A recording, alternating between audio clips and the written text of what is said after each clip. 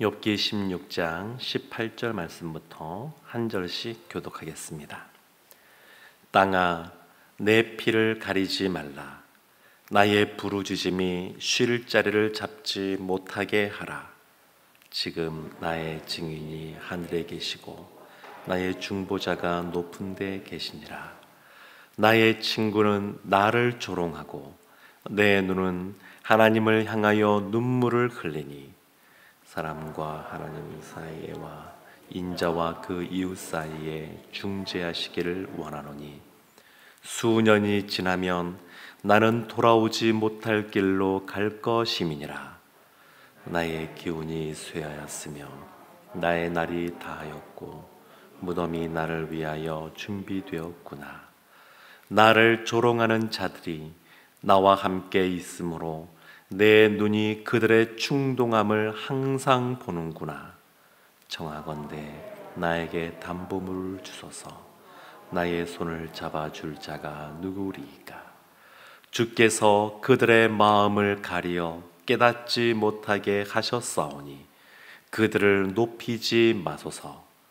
보상을 얻으려고 친구를 비난하는 자는 그의 자손들의 눈이 멀게 되리라.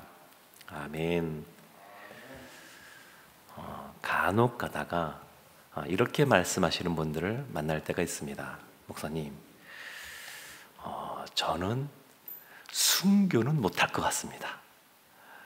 그렇게 말씀하시는 분들이 계시는데, 그러면 그렇게 말씀을 드립니다.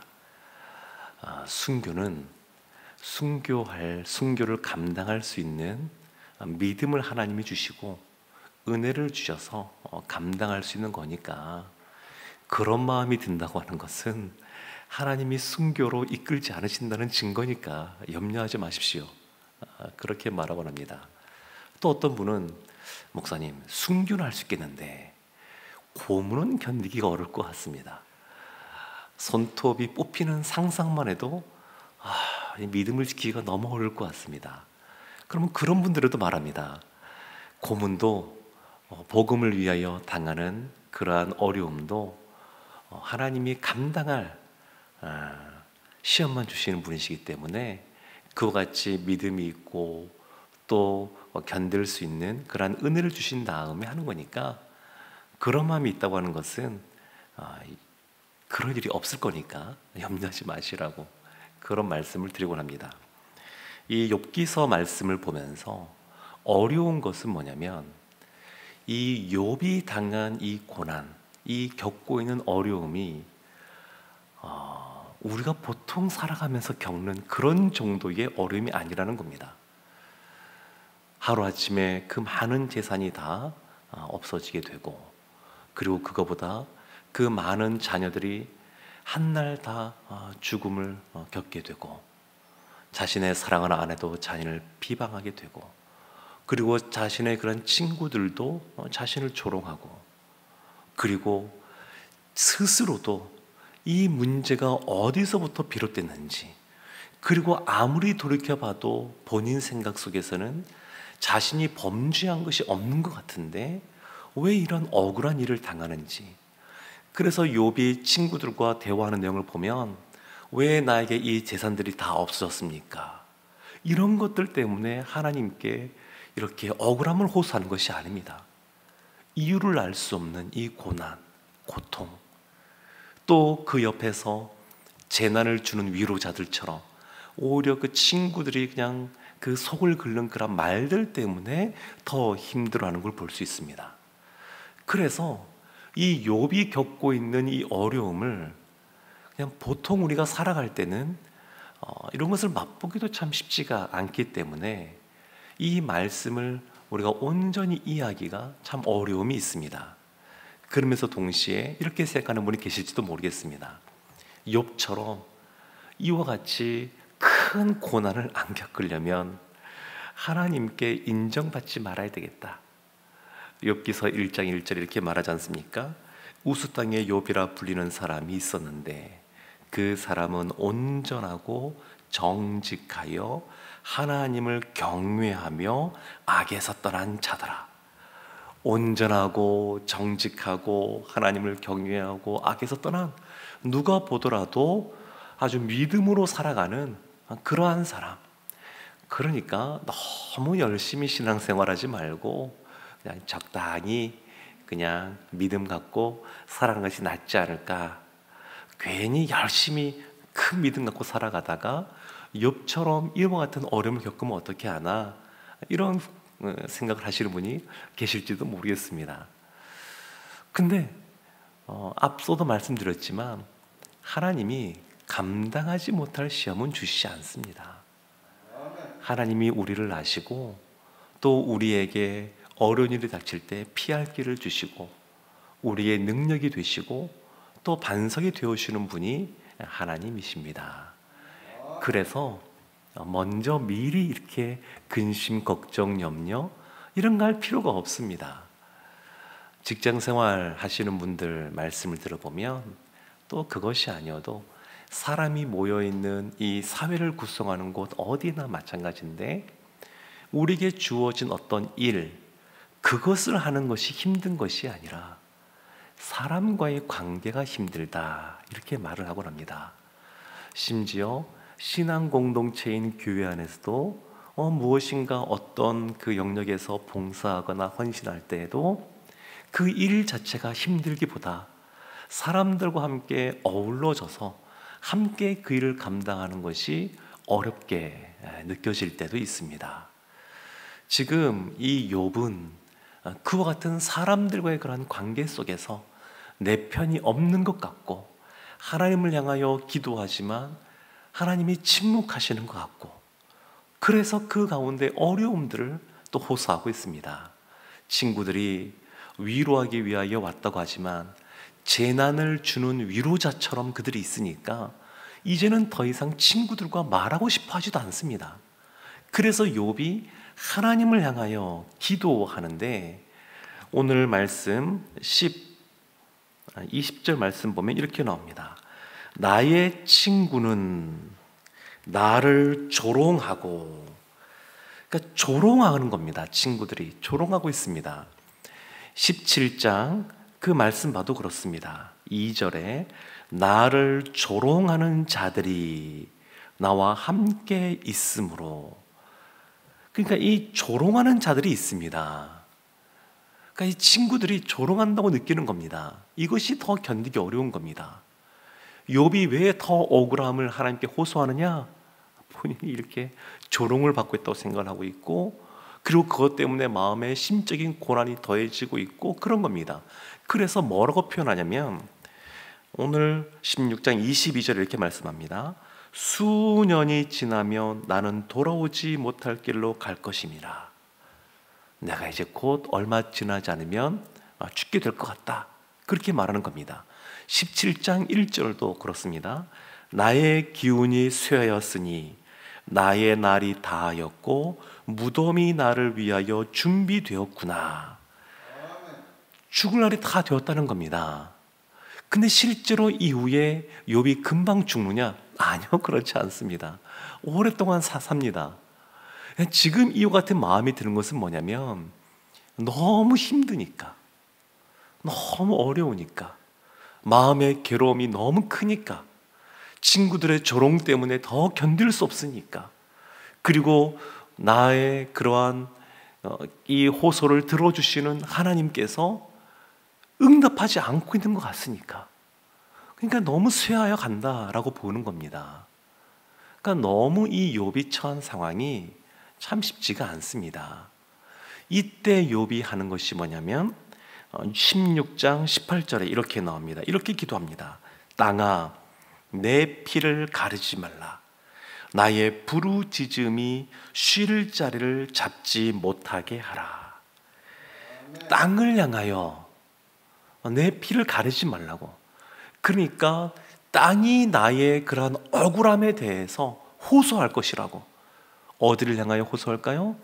하늘을 향하여, 하늘에 계신 하나님께 호소하는 겁니다. 이 장면 보면 연상되는 그러한 사건이 있습니다. 가인에게 억울하게 살해당했던 아벨. 창세기 4장을 보게 되면 10절에 이렇게 말합니다. 이르시되 내가 무엇을 하였느냐? 내 아우의 핏소리가 땅에서부터 내게 호소하느니라. 그러니까 너무너무 견딜 수 없는 마음이 있습니다. 더군다나 욥이 어떤 사람입니까? 하나님을 경외하고 그리고 하나님 앞에서 의롭게 정직하게 살아갔던 사람이어서 많은 사람들에게 존경을 받는 사람이었습니다. 욥기 29장에 보면 이 욥이 자신의 그 지난 삶을 돌이켜보면서 회고하면서 하는 말이, 내가 성문에 나갈 때마다 젊은 사람들은 숨고 노인들은 일어서고 그리고 유지들은 말을 삼가고 손으로 입을 가리고 그리고 지도자들은 말소리를 낮추고 그들의 혀가 입천장에 붙었다. 그냥 인정을 받고 있는 거였습니다. 그 성에 있는 사람들이 욥은 하나님을 경외하는 사람이고 하나님이 복을 주셔서 저와 같은 부를 얻게 되었고 자녀도 많고 그러면서 다 인정을 해줬던 사람들입니다. 그러니까 욥이 그런 삶을 살았습니다. 그런 삶을 살다 보니까 친구들의 이 조롱이, 재난을 주는 이 위로자들의 말이 더 뼈아프게 다가왔던 것 같습니다. 그러니까 더 견디기 어려웠던 것 같습니다. 원래 저 사람은 원래 저런 사람이야, 이런 이야기를 듣던 사람이 아니다 보니까 더 견디기 어려웠던 것 같습니다. 그래서 땅이 나의 이러한 억울함을 호소할 것이라고, 그러면서 19절에 이렇게 말합니다. 지금 나의 증인이 하늘에 계시고 나의 중보자가 높은 데 계시니라. 욥의 좋은 점입니다. 욥이 이와 같은 고난 어려움 속에서 내 편 하나 없는 것 같은 이 상황 속에서 하나님을 향하여 지속적으로 부르짖고 있습니다. 하나님이 나의 증인 되십니다. 하늘에 계신 하나님이 압니다. 친구들은 몰라도 하나님은 아시지 않습니까? 그리고 나의 중보자, 나의 변호자, 나의 이 억울함을 대변해 줄 수 있는 분이 하나님이십니다. 그렇게 고백하고 있는 겁니다. 이 욥이 17장 3절에 보면 이렇게 또 말씀합니다. 청하건대 나에게 담보물을 주소서. 나의 손을 잡아줄 자가 누구리까? 담보물. 그러니까 하나님이 나의 보증인이 되달라. 그렇게 얘기하는 겁니다. 사랑하는 성도 여러분, 이 중보자 그러면 우리가 떠올려지는 그런 분이 계십니다. 바로 예수 그리스도이시죠. 디모데전서 2장 5절 이렇게 말씀합니다. 하나님은 한 분이시요 또 하나님과 사람 사이에 중보자도 한 분이시니 곧 사람이신 그리스도 예수라. 그러니까 이 욥은 중보자 되시는 그리스도 예수를 이 당시에는 잘 몰랐겠죠. 그렇지만 하나님을 향하여 하나님이 나의 그러한 중보자가 되시는 분이십니다. 이렇게 호소하며 기도하고 있습니다. 이 중보자이신 예수 그리스도를 아는 우리가 얼마나 복된 사람들인지 모릅니다. 왜냐하면 이 욥기서 볼 때 이 욥의 모습을 보면 너무너무 믿음의 사람이요 하나님을 경외하는 사람이요 경건한 사람이지만 아쉬움이 없는 것은 아닙니다. 욥기서 마지막을 가게 되면 이전과 다르게 욥이 변화된 모습들이 나타나는데 그 모습을 보면 지금 자신의 이 억울함에 대하여 견딜 수 없는 이 마음에 대하여 하나님께 호소하는 이 욥의 지금 현재의 모습은 아쉬움이 있습니다. 그 중에 하나가 뭐냐면 하나님께 도움을 구하지 않는다는 겁니다. 하나님께 자신의 억울함에 대해서 호소합니다. 자신의 고난, 친구들의 그런 조롱의 말, 여기에 집중합니다. 자신이 겪고 있는 어려움, 여기에 집중해서 하나님께 간구합니다. 그런데 하나님은 나의 도움이시니까 이 고난을 감당할 능력을 주소서, 이렇게 기도하진 않습니다. 욥이 겪고 있는 이 어려움이 얼마나 큰지 좀 이렇게 느껴지기가 참 어려울 만큼 너무 크기 때문에 쉽게 말하기가 좀 쉽지는 않지만 그러나 분명한 것은 욥의 이러한 말들 속에서 하나님께 나의 도움이 되어달라고, 나의 능력이 되어달라고, 내가 감당할 수 있게 해달라고 이렇게 기도하진 않습니다. 여기에서 아쉬움을 느낍니다. 우리는 예수님이 우리의 중보자 되신다고 하는 것에 대해서 너무너무 잘 알고 있고, 그리고 우리는 욥처럼 이렇게 의롭게 살지 못했기 때문에 우리는 죄인이라는 것을 아니까, 그러니까 어떤 면에서 우리의 도움 되시는 주님을 더 붙잡고 의지할 수 있습니다. 히브리서 4장 15절에 이렇게 말씀합니다. 우리에게 있는 대제사장은 우리의 연약함을 동정하지 못하실 리가 아니요 모든 일에 우리와 똑같이 시험을 받으신 이로되 죄는 없으시니라.